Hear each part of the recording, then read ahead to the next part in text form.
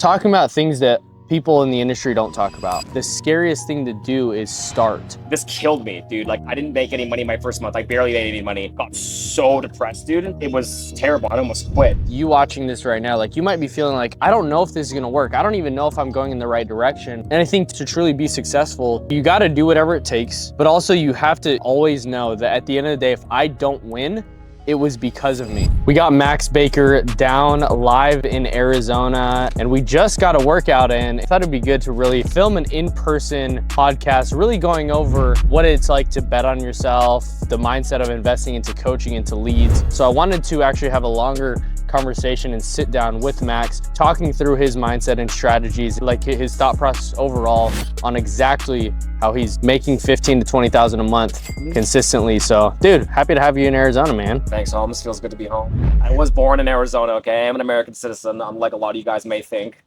because some people think that I'm not American. I am American, okay? Don't hit me with that Canadian stuff. Okay? I have to clear the room. I have to clear the air there. Yeah.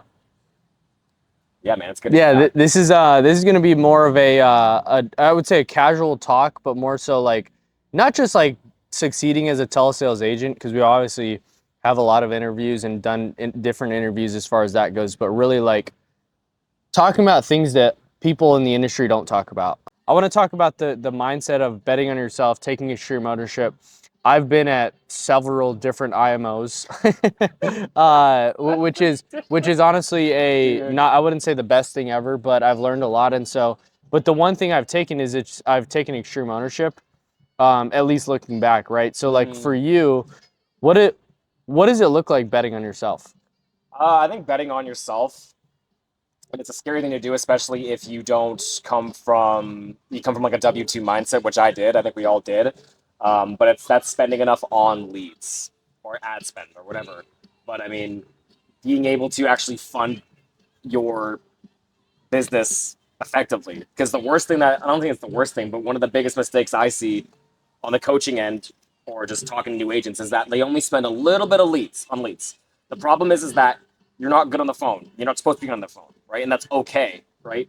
Your first month is probably going to be shit. Mine was shit. Yours was probably shit. Yours wasn't shit. You're like a unicorn. Don't listen to Johnny. Anyway. The first 9 months were bad. I mean, but the challenge is that when you're learning, you need to have a lot of leads because you're going to make a lot of mistakes. Mm-hmm. That's okay if you make them once. And a lot of these agents, they'll only spend like $200 a week on leads, $300 a week, $400 a week on leads. And the problem is that they never get good. And then they correlate that bad week or their first week with something that's going to happen in perpetuity. That's not the case. It's like you just have to look at it as, okay, this is my learning money. This is my tuition. Yeah. Okay?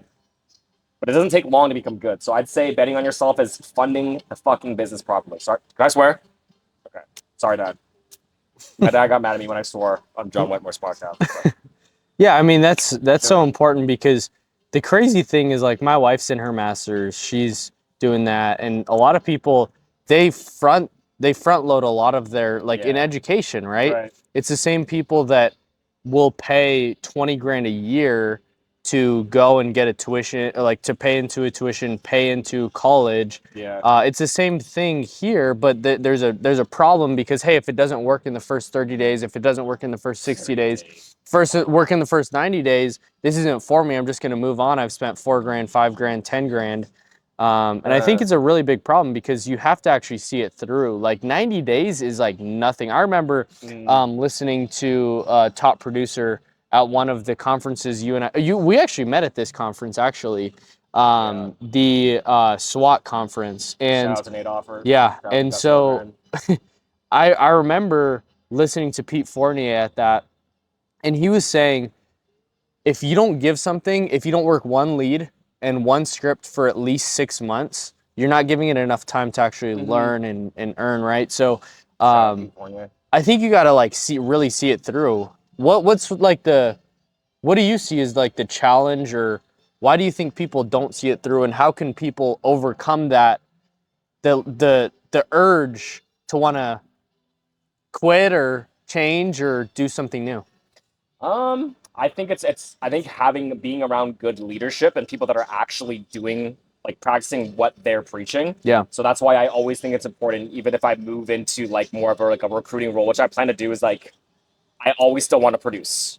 You know what I Hmm. mean? Because it's like I want to be in the trenches with the dogs. So I think being around the right people is very motivating, but also they just the way you speak to yourself. Like I don't want to get a little gay here, but you got to be nice to yourself, guys. Like Yeah.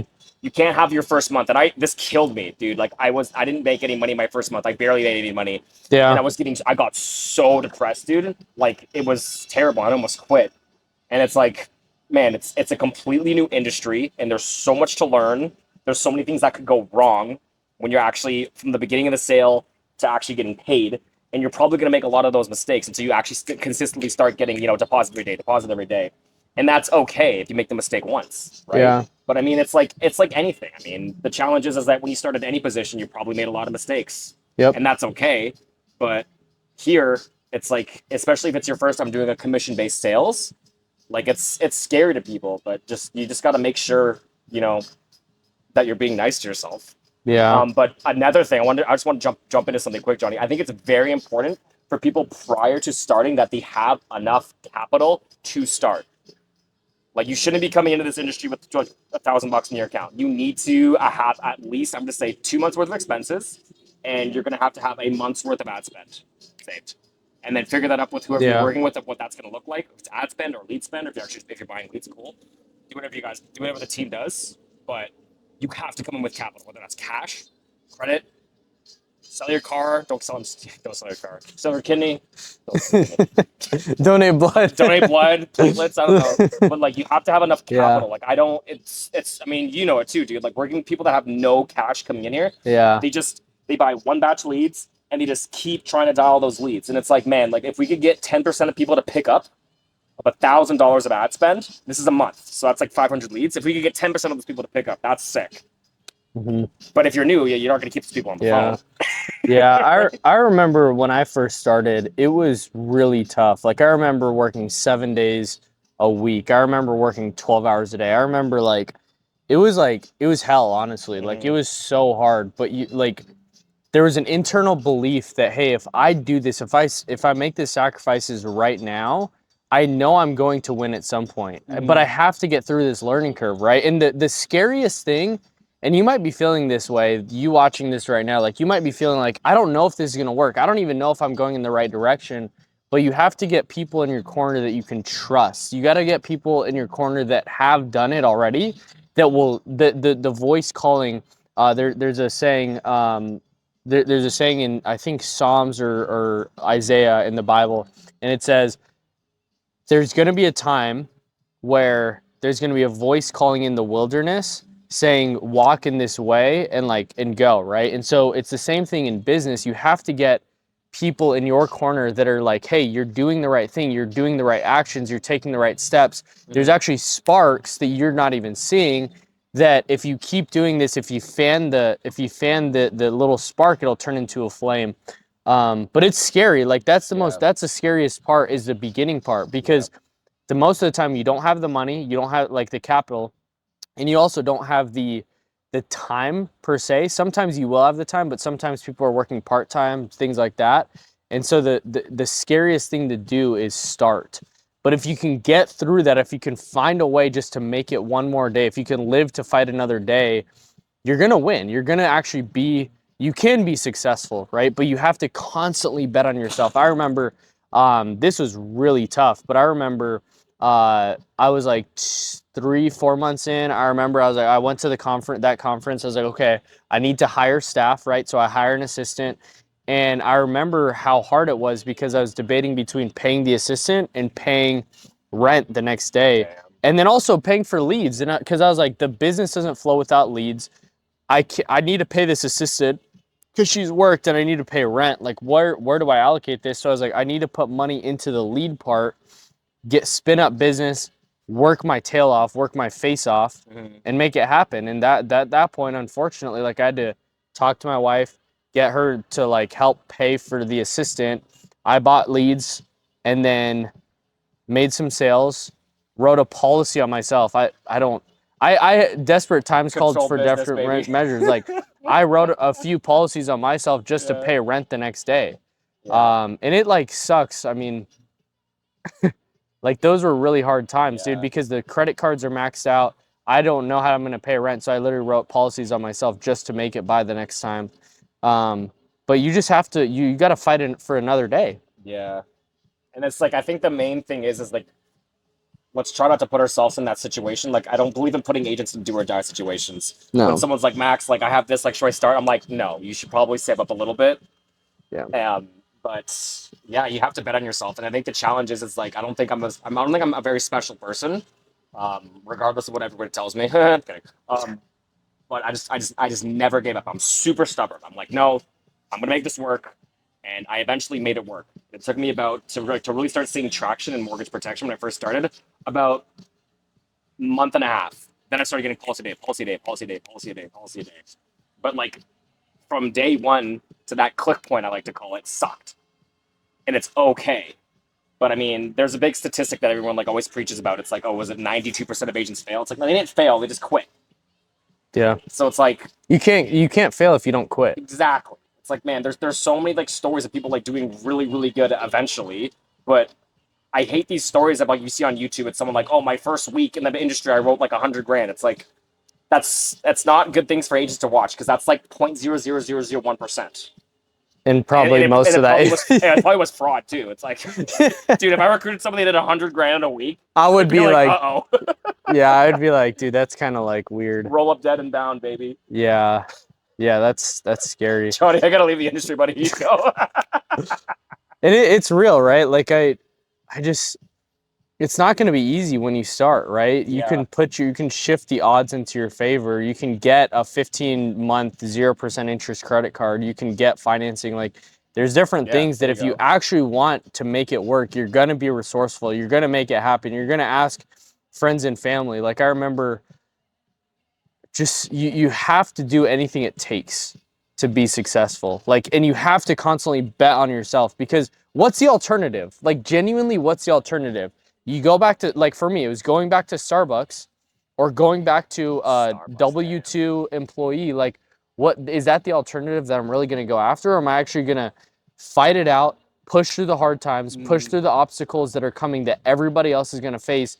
And if I win, that just I'm creating, it's harder to actually get to the spot that I'm in at that point, right? Yeah. No, but just think about it, dude. There's so many people out there, and maybe you already quit. Maybe you're looking to get back in. You're laying in bed, and you're like, did I really give it a fair shot? You know what I mean? And if you didn't give this industry, like I say, I've told you about this before. Like I'd like, dude, we have to give this 5 years, and we're about 2.5 years in, so we're halfway there. But it's like, damn, dude. Like think about all the people that tried it for a month, or tried it for a couple months, or even a year, or even on like I'll quit where we are right now, and they're laying in bed, and they're like, damn. Like I know there's people out there making money, and I didn't even give it a shot. Like that's a pretty shitty feeling. So, but again, man, like you gotta, because why did they fail? Maybe their mentor didn't know what the fuck they were talking about, because he's a field guy. He's trying to teach telesales. Yeah. Never closed a policy with a phone in his life. It's like, wait a minute. So you have to get around the right people, but you have to have the capital to start. If you don't have the capital to start, you got to figure that out, man. Yeah. It's just like, that's your job as a business owner. But that'd be a good video for you, Johnny, talking about like creative financing for agents starting out. You have to. I mean, there's 0% interest cards or selling a kidney. I sold my kidney. Yeah, I mean, I sold the 3 dogs that I had, and just kidding. I actually kidnapped a dog and held it hostage for ransom money. I didn't do that. Right? I took Chris's mic and sold it. Yeah, that's how we got to use that. No, I'm just like, but yeah, those are some things that you just get creative, right? Like literally go on ChatGPT, look it up.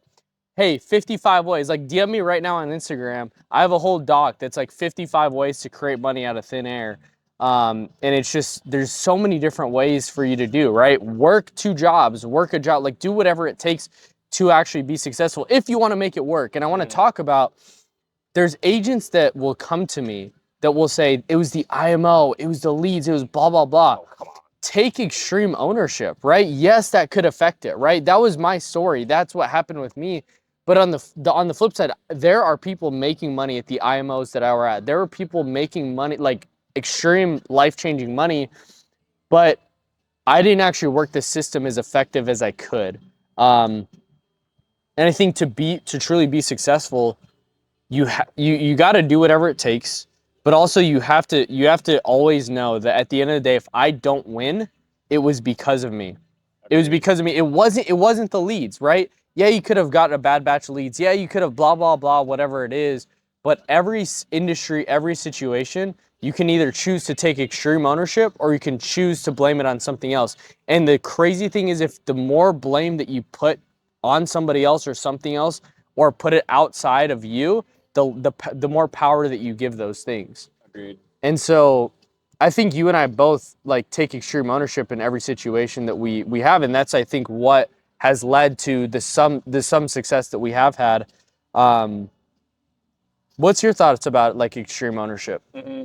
Oh no, I agree to it to the fullest, because I mean you got to think of it like this. It's like every single IMO and every single FMO or every single shtick that someone's doing, there is somebody making money, right? So I remember our mentor used to say, "If another man could do it, so could I. If Yeah. thousands of other people are doing it, then what's my problem?" Right? So that's a good question you have to ask yourself. And I mean, I when it comes to leads, I agree and I disagree. I mean, a lead's a lead's a lead's a lead to an extent. To an extent. There's Right? levels to it, there obviously. is levels to it, but I mean, if you gave like a new person that's never touched the phones before the same leads that I'm working, I'm probably gonna outsell them. That's okay because I'm a little more experienced, right?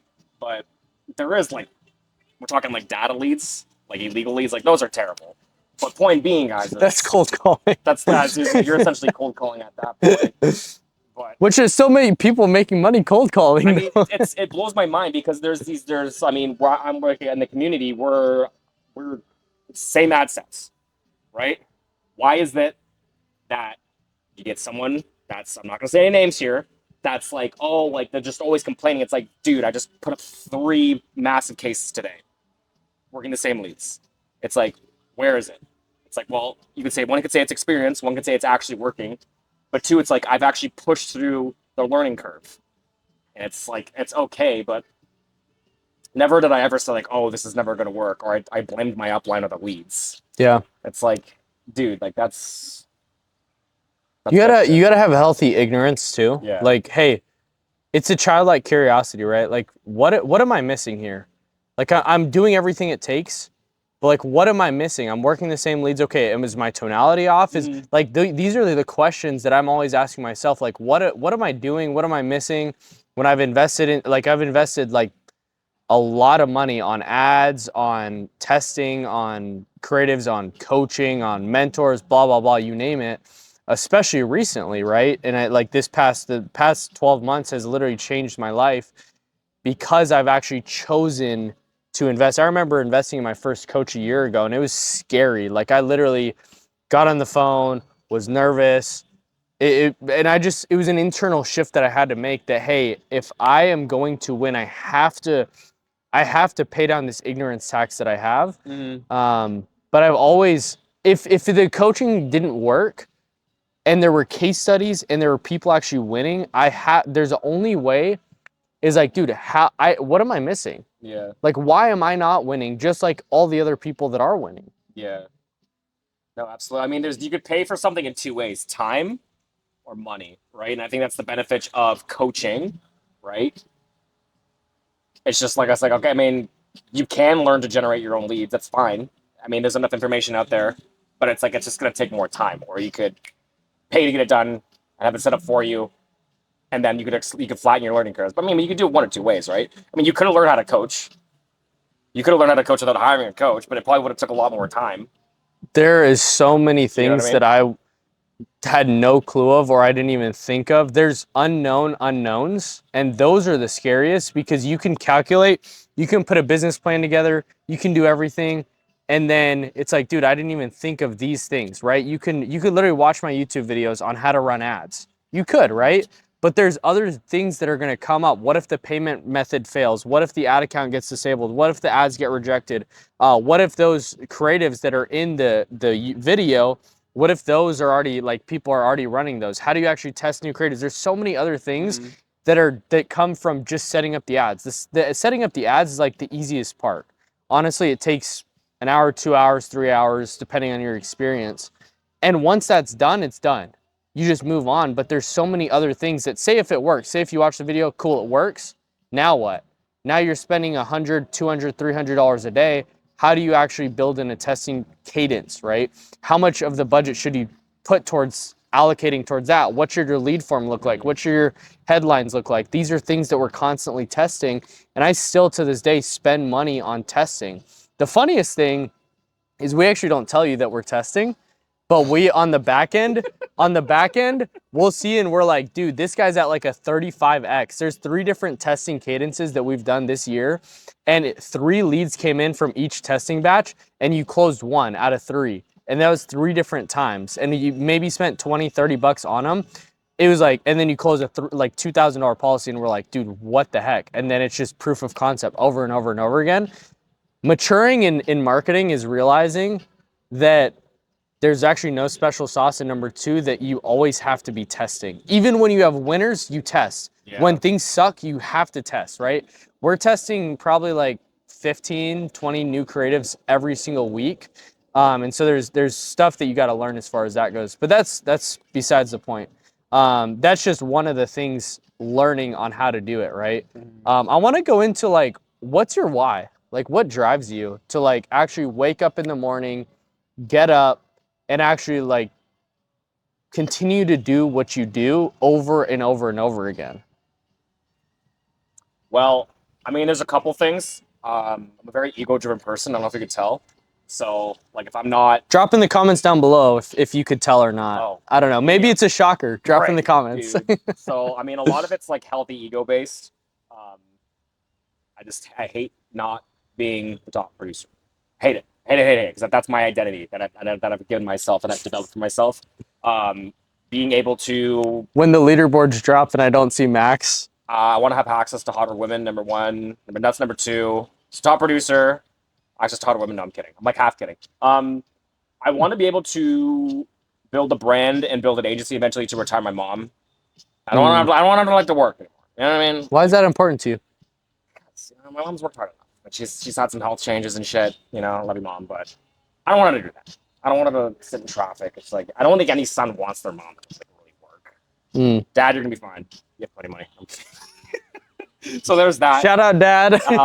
But also, I think it's very honorable for a man to be in the top of his field, right? I think a man should strive to be number 1, or at least to be like in the top, whatever of his field. And if you're not, like, it's testosterone shots, right? Because it's just why wouldn't any man want to be really good at his job? Everyone wants to be good at the job. Everyone does. What gender is, I don't want to gender it, but I think as men we love to compete. I love to compete. I love to be the top salesperson.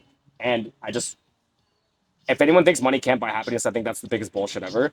I think money buys comfortability, right? I mean, there's nothing humble about, Jordan Belfort says it, there's no nobility in being poor. There's not. So if you can become really good at what you do and you can make your life and the ones that you love's lives more comfortable, the win-win. And I think what's really cool about this industry is that you could learn to make a lot of money very, very quickly if you just actually work. So I think being able to instill that into like a person that actually has the discipline and the wherewithal to learn is huge, dude. Yeah. But it's just like so many people just can't sit down and work. They can't. They don't have a boss anymore, and they sell $10,000 a month and they go golfing, or they do something stupid. I'm not gonna say any names, but I don't know. It's like, dude, like you gotta actually work consistently. Yeah. And that's the challenging thing is that. And I suffered from this from like my first year. I'd always do this. I'd have like a really good week, and I get a bunch of deposits, and then I go fuck off for a month in Canada and party like a dumbass. And then the lead cost would catch up, and then you get some chargebacks from last month. They're gonna happen. It's okay. And you're like, so you have to start all over again. Yeah. And it's like, oh my gosh, it's just consistently putting in the effort. So I don't know if I answered your question there, but it's all ego based. I think having a healthy ego is good. Yeah. I think I learned this really early, and we were just talking about this at Chick-fil-A. But you can't voluntarily take the wind out of your sails. Like when you have momentum, it's so powerful. You have to keep pushing on, right? If you get momentum, if you make a sale, don't take off. Like get another sale, because momentum in business can literally be life or death. And if you're not growing in the early stages, you're dying, right? And so it's important to, when you make those sales, when you start getting traction, don't take off. Like, do everything in your power to continue to solidify it, to get used to it. Don't bring your baseline and your identity down. Make it the new standard, right? When you get momentum, don't ride the high. Make that your new baseline to be able to find another high, right? And then also, I think like there's self-sabotaging that goes on. Like, I'm not used to making like, I remember when $3,500, $3,600 got deposited into my account in one day and off one day sales, and I was like, holy cow, that was literally a whole month's worth of Starbucks money. More than that, almost a 1.5 times when I was working 40 hours a week, and I did that in 10 hours. Like, what the heck? And so now, okay, cool. You have to change your benchmark. You have to change the way you actually measure things, right? For me, I worked 40 hours and I worked that 4 times. So I worked 160 hours to make 2,800 bucks. The $3,600 typically would in my head, oh, I worked 160 hours. I like you have to change that, right? And so for me, that was a really big unlock, that I'm changing the way I measure things, right? Hormozy talks about this, which is cool.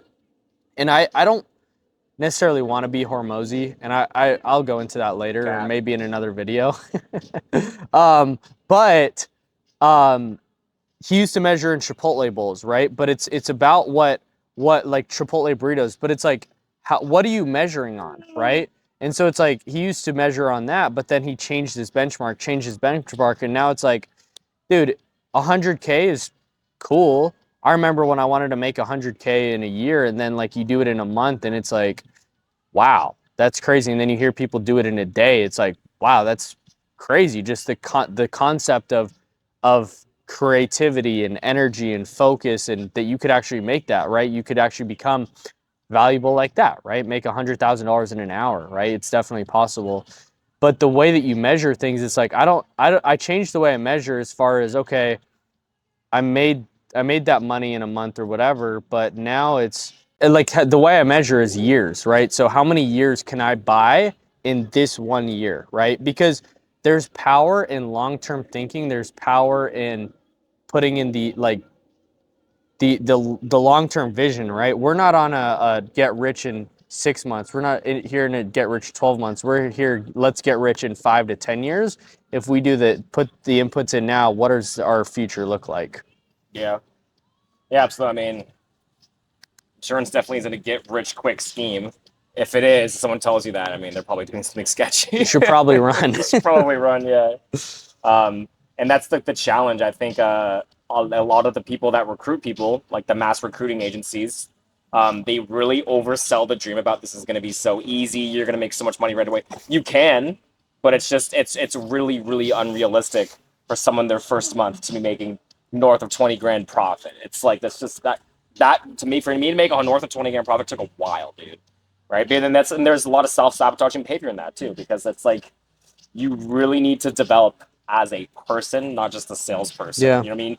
Waking up every day, being consistent, making sure, you're always managing your budget so you can fund your leads correctly. There's so much that goes into being an actual good, consistent producer that writes good business. And a lot of it is actually not even sales related. A lot of it's up here, or a lot of it's just like, self-development, dude. wise, yeah. But And I think that's one of our so first important. mentors that we had instilled in both of us, is like, just you can't.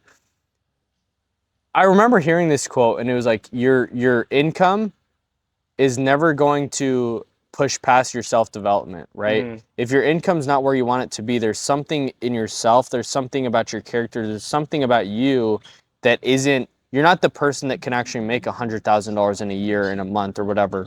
You're not that type of person yet. So what character traits, what skill sets, what mindset shifts do I need to make to be able to become that person? And then obsessing every single day into becoming the person that makes 100,000 a month consistently, over and over and over again, like clockwork. And then once you hit that, that's your new standard. Then it's like, dude, if I don't spend $1,000 a day on ads, bro, I'm feeling like, what's wrong? Why are we not spending $1,000 a day, right? $1,000 a day on ads. And so it's changing those things. Like, I'm pissed, I'm upset that I didn't spend $1,000 a day on ads, because I know that if I get a 4, 5, 10x, whatever it is, right? Even if it's a 3x, it's like there's 90,000 and making 50,000 a month, 60,000, whatever it is. So there's different things and concepts that you got to think through. And this is where it takes the extreme ownership. You have to be aware, like self-aware of yourself, and always be looking internally. What am I doing wrong? What mistakes am I making? How can I not make those mistakes again? Um, and what are winners doing in constantly obsessing about the inputs? That's why, like, pretty much every day on my story, you see brick by brick, because it's a self reminder to myself, but also I want people that are watching my stuff to know that it's about the inputs, and the outputs will take care of themselves. If you obsess constantly about who do I need to become to be able to make 7 figures, 8 figures, 9 figures, you will do it. But it's a constant self-improvement, self-development journey. And that's what's cool. Every day you get to wake up and you get to choose, am I going to become 1% better today? Yeah. That was deep, dude. But yeah, it's like I think business. What is I think Bezos Kulian said it best. Business ownership will highlight your imperfections as a human, and it is your job as said business owner to improve those imperfections. It was something along the lines of that, but I mean, like when you stop getting your steady paycheck, and life insurance is a steady paycheck if you just consistently sell, right? So everyone's like, I hate when people say that. They're like, I need a consistent paycheck. Dude, Well, it's sell like, consistently, bro. I mean, but point is that like yeah. your flaws will become very visible to you that you weren't even aware of. Yeah. I think my self-sabotaging behavior was impulsive spending, number one. I mean, I still struggle with that, not gonna lie. Cigars are expensive sometimes. So I It's think that Chick-fil-A for me, it's the bro. Chick-fil-A. When you have a good sales day, it's like, bro, like, It's Chick-fil-A. bro, I'm hitting Chick-fil-A. There's Yeah. like nothing stopping me. But for me, transparently, it was impulsive spending and just like taking unnecessary breaks. It's like you had like a decent month. To me, like my good months back in the day were like, meh. That'd be like a bad month for me now. But it's like you have like a decent month in deposits or whatever, and you take like a week off, or you take some time off, or you just stop working as hard. It's like, nah, man. Like Yeah. again, breaking momentum, and I did that for so long, and I don't get mad at it just because I never get mad at them. I'm like, man, you can't do that. I 'Cause think did, and I think where it you really come from sucks. is, and I feel the same way. We express it differently and we show it differently. But the reason why you get upset is because you know how that's going to hurt them in the future, and you also know what the consequences of what that happens because you lived it, and I lived it too. I don't necessarily get upset. I just am like, dude, what are you doing? Like, seriously? And the reason why I say that is because I lived that. Like, it's this hamster wheel over and over and over again. Yeah. Because you work so hard to just get by and then start breaking even, and then you start making money, and then you take that away, and then you start at ground zero once again. And you have to start back at zero instead of going from a 0 to a 2 to a 3. And now you're at a 3. You're not going back to 0. You're going to a 5. How do we touch new levels? New levels, new devils, right? It's hard, right? And I think it's one thing to make money. It's another thing to keep money too. And I think it's you the only way you keep money and you keep leveling that up is by leveling up your character. And that's what's so important to me about the people that I'm around, the people who I'm with, is the character. The money's the money. Like, it's like you see a Lamborghini, you see people with the Rolex. It's like, okay, cool. But like, what's your character like? Do you actually genuinely care about people? Are you actually playing the game right? Are you playing the game to genuinely help people? It's so important. Like, your vibe attracts your tribe, and that's what I'm trying to build. That's what I'm trying to create. Like, it's yeah, it's definitely for me to get rich and make a lot of money, but it's more so like, can I help? Can I get rich and also in the meantime, like, get around people like you, get around people like Elijah, Austin, Christian, Chris, like, just get around get around good people who can get rich together, because getting, like, dude, it's fun, and then it's just a game at that point, right? It's like playing Monopoly used to always, that was my favorite game growing up, and it's like, dang, I've really created a real life Monopoly game. Yeah. But now it's different. Now it's like, that could buy a Mercedes, that could buy a Tesla. You can buy a lot of Chick-fil-A, Johnny. So say you get to your money goal, right? You say you get to the things you want. What does your good life look like? My good life looks like uh oof. Uh, definitely cribs in there in a lot of areas, but definitely just like a lot of impact on the industry, um, and being known in the industry and bringing a lot of light to how to do the industry properly. Because there's so much shit in the industry that is just like you hear it, it's like that makes no sense. Or there's so much improper training, right? Slamming business through, free look selling, no one tracking. So like, I think the best, the perfect life to me is becoming an integrity partner eventually. Patrick, hit me up. Just kidding. Kind He of. doesn't own integrity. He's an integrity partner. Yeah, but so is like John Wetmore. Yeah, I know, but I think doesn't PBD own like a good portion? No, he just got bought just like John Wetmore did. Oh, okay. Well, PBD's told me out.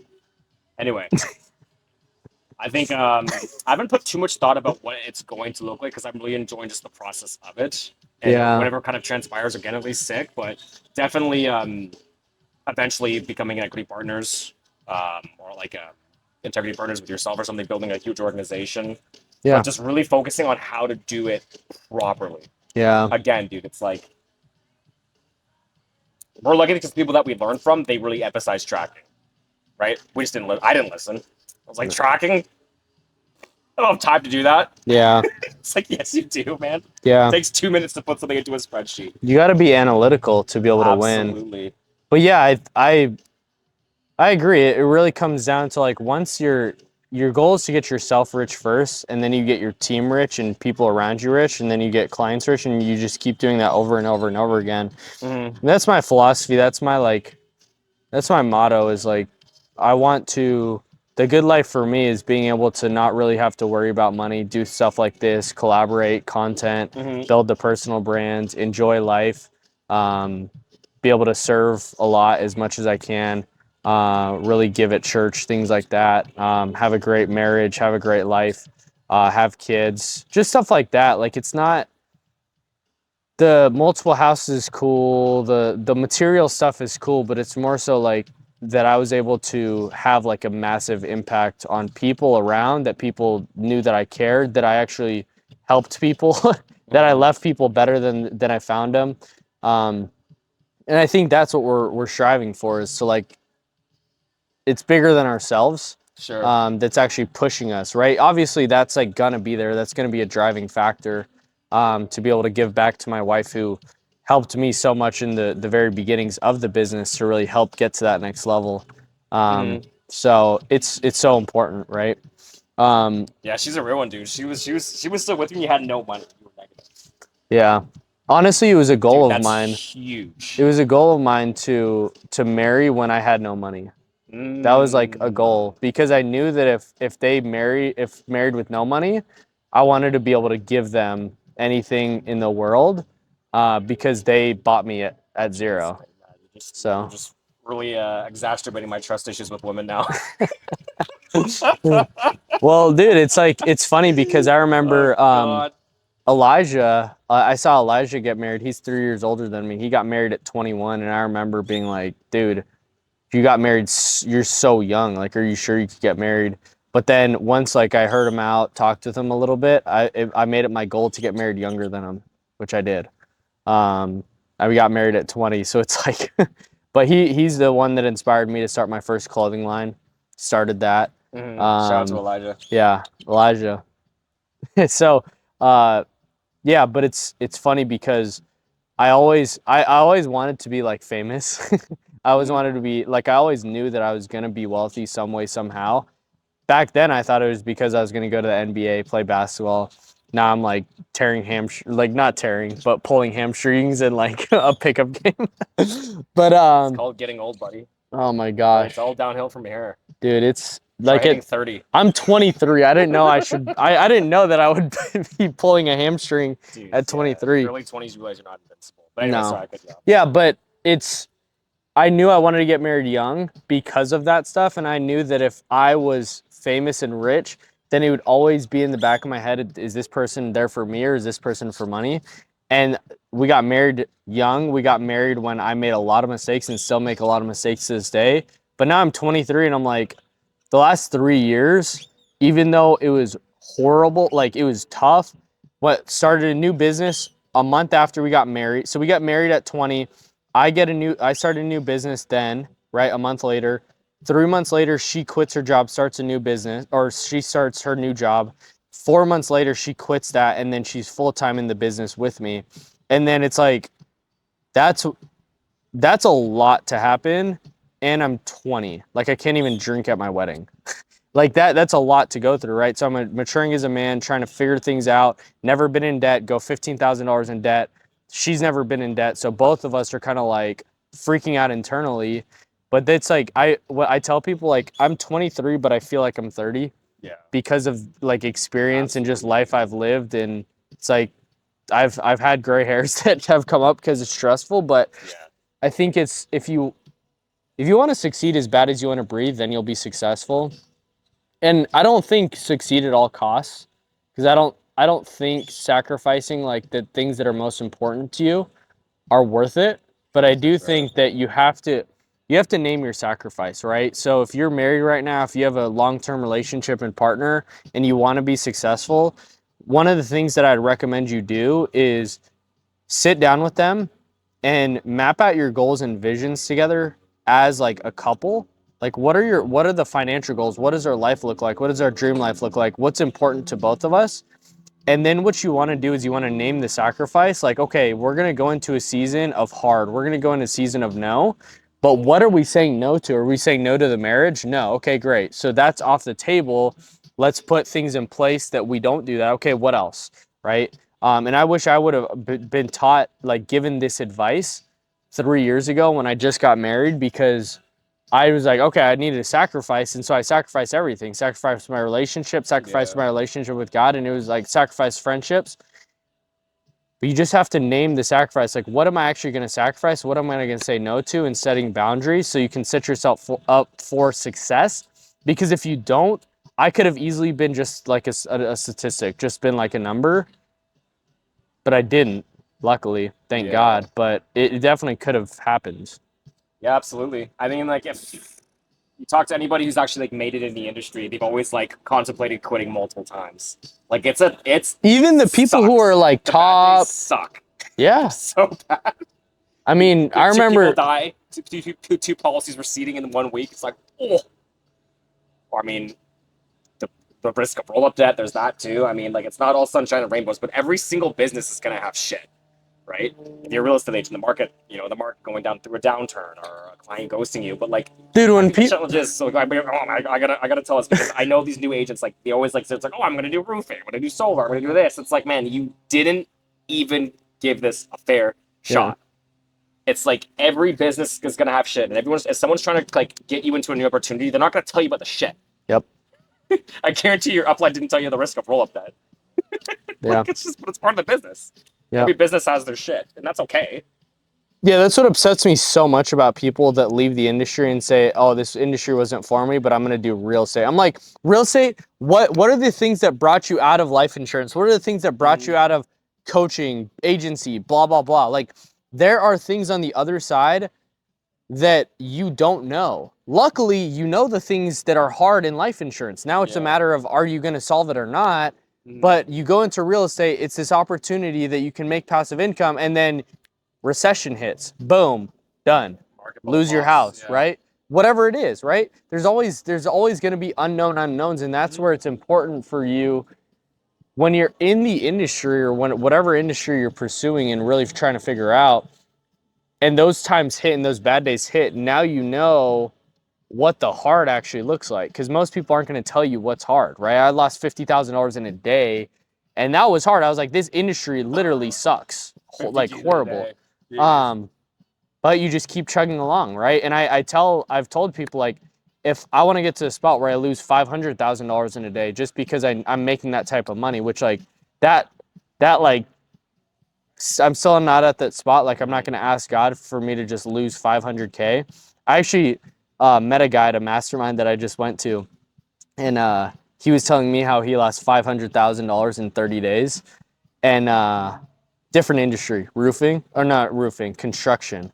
Oh yeah. But he's like, yeah, he's same age as me. And I was like, dang, bro, I thought losing 50 G's was bad. And he's like, yeah, I lost 500. And I'm like, dang, bro. He's like, well, it was a year ago and I paid 400K of it off, so I got 100 left. And I'm like, what are you doing?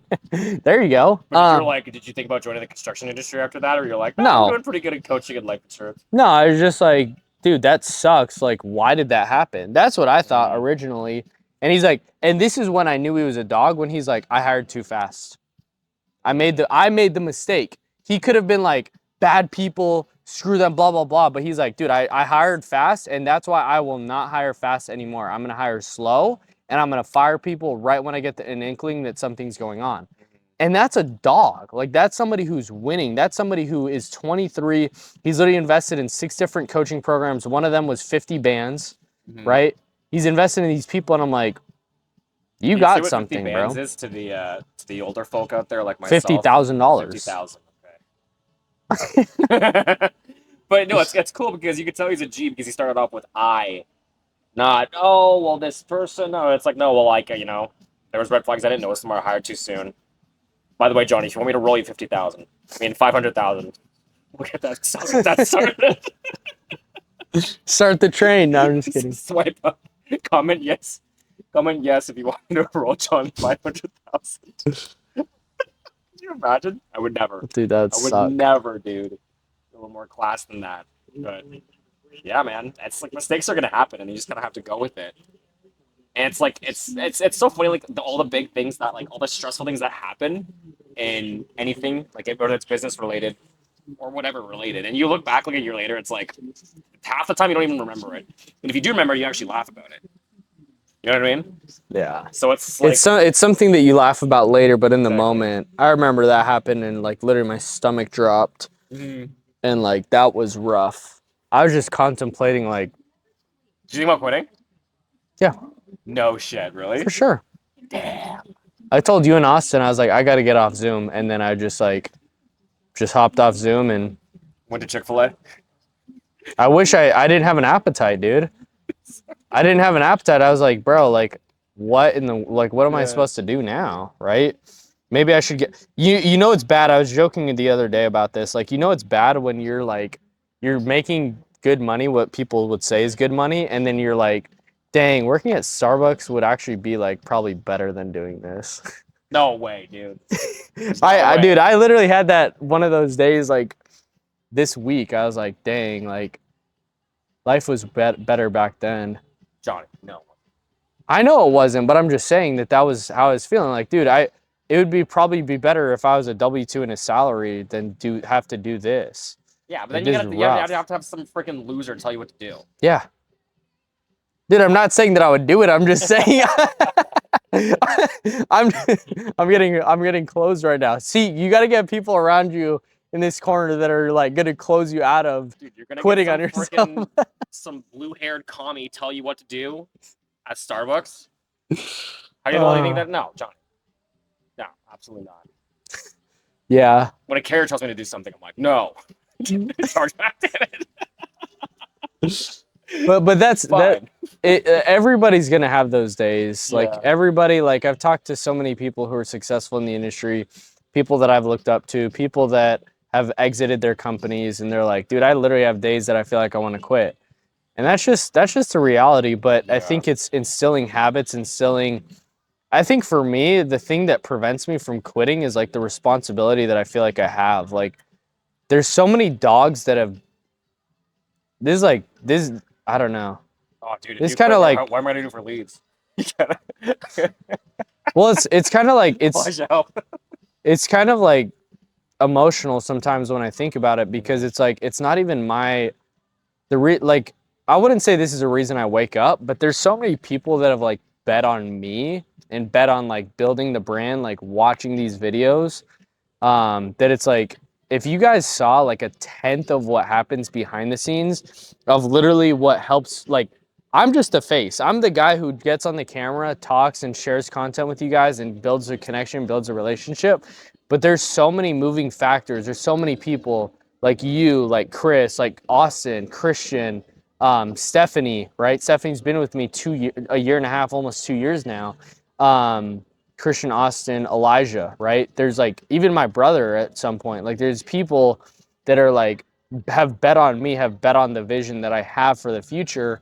So it's like when I have those self-sabotaging thoughts that come through, that I should quit this and go work at Starbucks, shut the business down, and whatever. I would make so much fun of you. It's like, yeah, I wouldn't would ever haunt live that you. down. Yeah, but it's like that type of responsibility. Like, it's my vision, but I would be selfish to like quit because I'm ambitious, because I'm going to push past and I'm gonna like move through things. I'm able to like I want to buy people nice stuff. I want to be able to like give people and help people make life-changing money, right? Like this pencil right here. No, I'm Make just some money. kidding. But like I want to be able to help with that.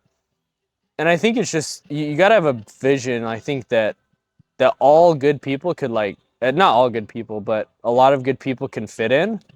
You got to have a vision big enough that people actually buy into it too. And I've been like blessed to be able to have that vision, I guess. I know it wasn't me, and I want to do stuff from an early age, but I think it's like something that a vision that God instilled in me that you're gonna do big things, and I don't even still know what 5 years looks like, right? 28. Whew, I'm gonna be Starbucks. an old head at that point. Hopefully, a Starbucks manager. Just kidding. Hopefully, I own a Starbucks. Just kidding. You're not Um, doing well, dude. For but the last yeah, quarter. but yeah, I think we should end it off with that. Appreciate you guys watching all the way till the end of this. Subscribe to the channel right now. And then also, I'm super curious, drop in the comments down below. If you guys were to have, if Max were to have his own channel, would you guys absolutely love that? Or would you guys absolutely hate that? Or would it be somewhere in the middle? Drop in the comments down below. I get canceled. Are you kidding me? Share this with a friend if you found it valuable. Let me know if you guys actually like this type of content a lot more. I'll see you guys on the next one. Peace.